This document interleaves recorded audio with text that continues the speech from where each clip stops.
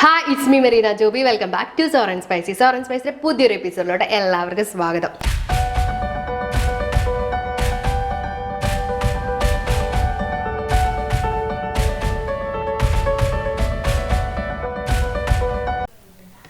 അപ്പോൾ ഇന്നത്തെ നമ്മുടെ റെസിപ്പി നല്ല ടേസ്റ്റി ആയിട്ടുള്ള ഒരു ഞണ്ട് കറിയാണ് കേട്ടോ. അപ്പോൾ നമുക്ക് നോക്കിയാൽ ഇതെങ്ങനെ പ്രിപ്പയർ ചെയ്യാമെന്ന്. അപ്പോൾ നമുക്ക് കറി റെഡിയാക്കാൻ തുടങ്ങാം. കറി റെഡിയാക്കാൻ വേണ്ടിയിട്ട് ഞാനൊരു മൺചട്ടിയാണ് എടുത്തിട്ടുള്ളത്. ചട്ടി നന്നായിട്ട് ചൂടായി വന്നിട്ടുണ്ട്. ഇനി നമുക്ക് ഇതിനകത്തോട്ട് വെളിച്ചെണ്ണ ചേർത്ത് കൊടുക്കാം. ഞാനൊരു 4 ടേബിൾ സ്പൂണോളം വെളിച്ചെണ്ണ ചേർത്ത് കൊടുക്കുന്നുണ്ട്. അപ്പോൾ വെളിച്ചെണ്ണ നന്നായിട്ട് ചൂടായി വന്നിട്ടുണ്ട്. ഇനി നമുക്ക് ഇതിനകത്തോട്ട് 1 ടേബിൾ സ്പൂൺ ഇഞ്ചി നീളത്തിലരിഞ്ഞത് ചേർത്ത് കൊടുക്കാം. കൂടെ തന്നെ 1 ടേബിൾ സ്പൂൺ വെളുത്തുള്ളി നീളത്തിലരിഞ്ഞത് കൂടെ ചേർത്ത് കൊടുക്കാം. എന്നിട്ട് നന്നായിട്ട് ഇതൊന്ന് വഴറ്റി കൊടുക്കുക. ഇഞ്ചിയുടെയും വെളുത്തുള്ളിയുടെയും പച്ചമണം മാറുന്ന വരെ നമുക്കിതൊന്ന് വഴറ്റി കൊടുക്കാം.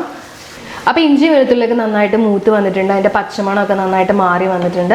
ഇനി നമുക്ക് ഇതിനകത്തോട്ട് ഒരു 3 മീഡിയം സൈസ് സവോള ചെറുതായിട്ട് കനം കുറച്ച് നീളത്തിലരിഞ്ഞത് ചേർത്ത് കൊടുക്കാം.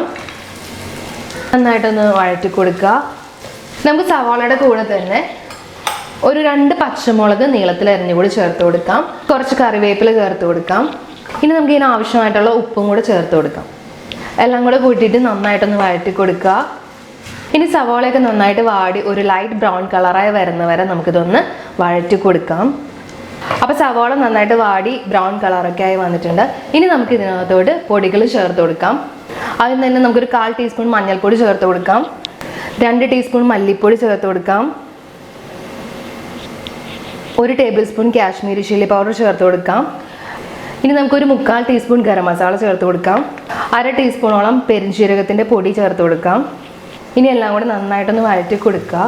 പൊടികളുടെ പച്ചമണം മാറുന്ന വരെ നന്നായിട്ട് നിന്ന് വഴറ്റിയെടുക്കുക. അപ്പോൾ പൊടികളുടെ പച്ചമണമൊക്കെ നന്നായിട്ട് മാറി വന്നിട്ടുണ്ട്. ഇനി ഞാൻ ഇതിനകത്തോട്ട് ഒരു മീഡിയം സൈസ് തക്കാളി ചെറുതായിട്ട് കട്ട് ചെയ്തത് ചേർത്ത് കൊടുക്കുകയാണ്. എന്നിട്ട് നന്നായിട്ടൊന്ന് വഴറ്റി കൊടുക്കുക. തക്കാളി നന്നായിട്ട് വെന്തുടഞ്ഞ് സവോളയായിട്ട് നല്ല മിക്സായിട്ട് വരണം.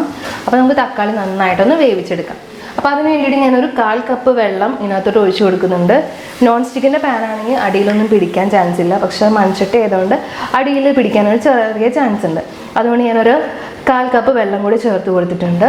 ഇനി നമുക്ക് തക്കാളി നന്നായിട്ടൊന്ന് വേവിച്ചെടുക്കാം.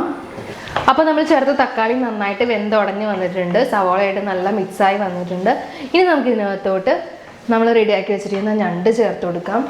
ഞാനിവിടെ ഞണ്ട് ചേർത്ത് കൊടുക്കുകയാണ്. നന്നായിട്ടൊന്ന് ഇളക്കി കൊടുക്കുക. അപ്പോൾ ഞണ്ടിൻ്റെ വെയിറ്റ് എന്ന് പറഞ്ഞു കഴിഞ്ഞാൽ ക്ലീൻ ചെയ്തതിന് ശേഷം വെയിറ്റ് നോക്കിയപ്പോൾ 1/2 കിലോ ഉണ്ട്. അപ്പോൾ ഞാനിതിവിടെ നന്നായിട്ടൊന്ന് മിക്സ് ചെയ്ത് കൊടുത്തിട്ടുണ്ട്. ഇനി നമുക്ക് ഇതിനകത്തോട്ട് ആവശ്യത്തിനുള്ള ഉപ്പ് ചേർത്ത് കൊടുക്കാം. ഇനി നമുക്ക് ഇതിനകത്തോട്ട് ഒരു 1/2 ടീസ്പൂൺ കുരുമുളക് പൊടി കൂടി ചേർത്ത് കൊടുക്കാം.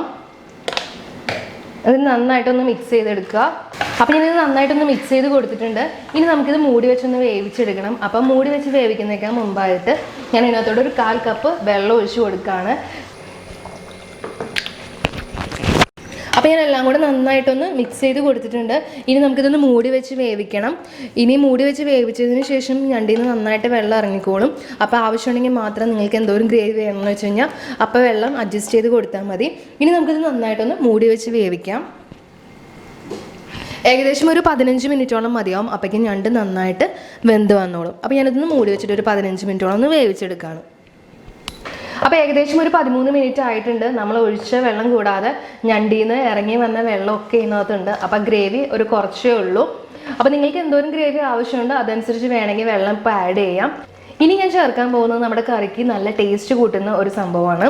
ഞാനൊരു 20 കാഷ്നട്ട് ചൂടുവെള്ളത്തിൽ സോക്ക് ചെയ്ത് വെച്ചിട്ട് നല്ല പേസ്റ്റ് ആക്കിയിട്ട് ഇതിനകത്തോട്ട് ആഡ് ചെയ്ത് കൊടുത്തിട്ടുണ്ട്. ഇത് ചേർക്കണമെന്ന് യാതൊരു നിർബന്ധമില്ല. ചേർത്താൽ കറിക്ക് നല്ല ടേസ്റ്റ് കിട്ടും. അപ്പോൾ നിങ്ങളിത് ചേർക്കുന്നില്ലെങ്കിൽ ആവശ്യമുള്ള ഗ്രേവിക്ക് അനുസരിച്ച് വെള്ളം ചേർത്തിട്ട് ഒരു 2-3 മിനിറ്റ് കൂടെ ഒന്ന് കുക്ക് ചെയ്തെടുക്കാം. അപ്പോൾ ഞാനിതിപ്പോൾ ചേർത്ത് കൊടുത്തിട്ടുണ്ട്. ഒരു 2-3 മിനിറ്റ് കൂടി നമുക്കിത് കുക്ക് ചെയ്തെടുക്കാം. അപ്പോൾ നമുക്ക് ഗ്രേവി ആവശ്യമുണ്ടെങ്കിൽ ഒരു അല്പം വെള്ളം കൂടി ഇതിനകത്തോട്ട് ചേർത്ത് കൊടുക്കാം. അപ്പോൾ ഞാനിപ്പോൾ ഒരു 1/4 കപ്പ് വെള്ളം കൂടി ഇതിനകത്തോട്ട് ചേർത്ത് കൊടുക്കുകയാണ്. അപ്പോൾ നമ്മൾ കാഷ്നട്ട് അരച്ച ജാറിൽ ഒരു 1/4 കപ്പ് വെള്ളം കൂടി വെച്ചിട്ട് ഞാനൊന്ന് മിക്സ് ചെയ്തെടുത്തിട്ടുണ്ട്.